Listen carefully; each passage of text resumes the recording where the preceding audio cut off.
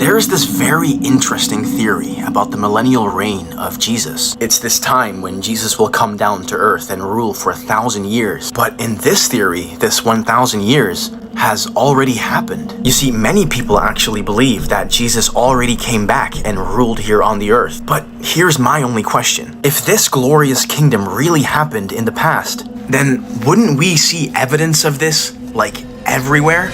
Well, there is this other theory called the Tartarian mud flood. It's this legend of this ancient, advanced empire that stretched across the entire world until one day this empire just vanishes and Tartaria becomes nothing but this old, forgotten myth. But this actually gets much, much weirder because recently people have been pointing out something very interesting about our own cities. You see, a lot of these buildings are really just sitting on much older constructions. Of course, this is no secret, but I have to agree that these buildings do seem like they're covering up some kind of history. Okay, now stay with me, because in 1851, there was this new thing going around called World Expos. And different countries all around the world were building these massive constructions just to host these World Expos. And you gotta understand that millions of people attended these things. But what is just absolutely confusing is that right after the event, everything would be destroyed. All of these beautiful, supposedly new buildings from 1851 to about the 1930s, almost every single one of them was completely destroyed.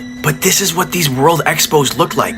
This is Philadelphia in 1876. This is Chicago in 1893. This is St. Louis in Missouri. This is 1904. These buildings kind of look like ancient Roman-style buildings. And again, they were all destroyed. See, it's almost as if they're trying to remove the evidence of an empire that stretched across the entire world. A lost empire that would completely throw off our history. And some people even think that is what World War I and II was all about. Just clearing the slate so they could rewrite the timeline. Now, this really is nothing but a theory. But I do have just one more curious question. You see, the Bible says that after this 1,000 years, Satan will be released to deceive the world just one last time. And if we are in that time now, then what kind of lies would the devil have told us?